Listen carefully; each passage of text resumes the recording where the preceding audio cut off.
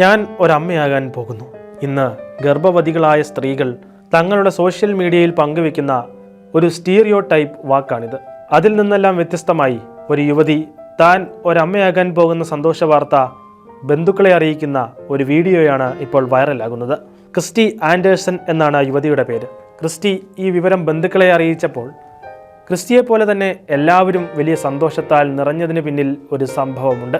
വർഷങ്ങളായി ക്രിസ്റ്റിയും ജീവിത പങ്കാളിയായ ആൻഡേഴ്സണും ഒരു കുഞ്ഞിനായി കാത്തിരിക്കുന്നവരായിരുന്നു.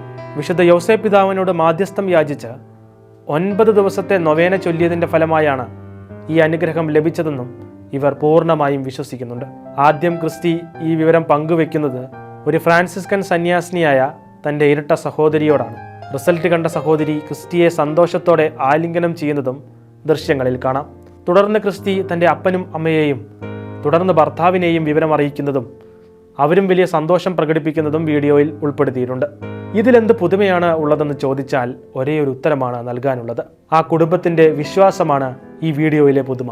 വർഷങ്ങളായി ഒരു കുഞ്ഞില്ലാതിരുന്നപ്പോഴും ദൈവത്തോട് മറുതലിക്കാതെ സമാധാനത്തോടെ കാത്തിരുന്ന് ഒടുവിൽ യൗസേപ്പ് പിതാവിൻ്റെ മാധ്യസ്ഥതയിലൂടെ ആ അനുഗ്രഹം നേടിയെടുത്ത കുടുംബം സമാനമായ അവസ്ഥയിലൂടെ കടന്നുപോകുന്ന ഒരാൾക്ക് വലിയ സന്ദേശമാണ് പകർന്നു നൽകുന്നത്.